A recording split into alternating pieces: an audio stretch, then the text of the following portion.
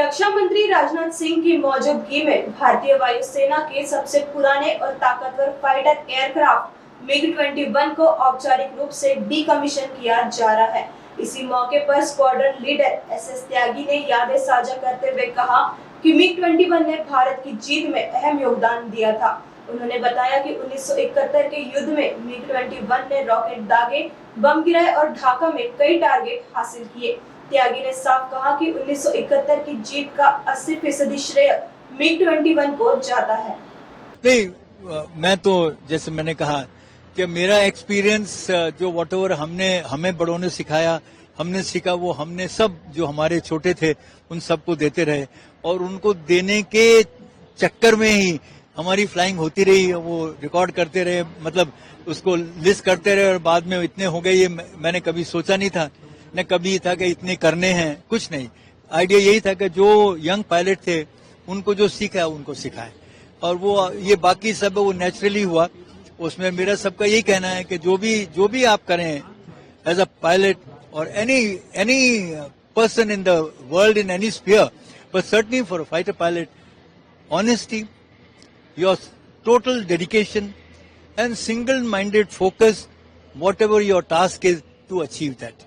Once you do that, it becomes habit, and thereafter you'll always get 100% or 100% plus whenever you go and demand.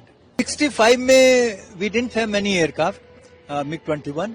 Second, but it was so, इसकी reputation इतनी अच्छी हो गई थी, तो जितने पाकिस्तान में पहले ही उन्होंने कहा भाई अरे MiG-21 दे एयरबॉर्न, ये टेक ऑफ करता था, ऊपर जाता था तो वो आना बंद कर देते थे इधर।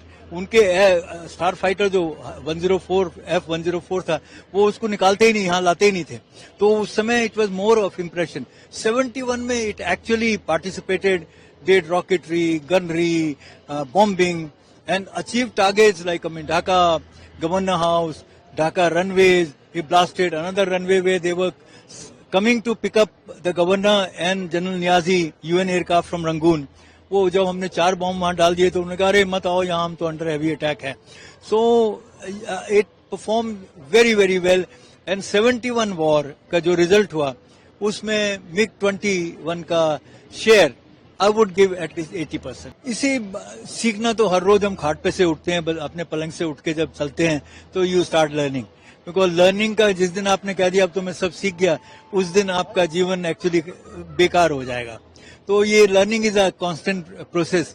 65 में सिनेरियो वाज डिफरेंट, उनका एटमॉस्फेयर एनवायरनमेंट उधर अलग था, हमारा अलग था.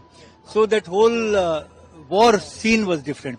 71 वाज डिफरेंट और नेक्स्ट वॉर जो अभी 3 दिन पहले हुआ है वो बिल्कुल अलग था और इसके बाद जो आगे होगा वो और भी शायद अलग होगा.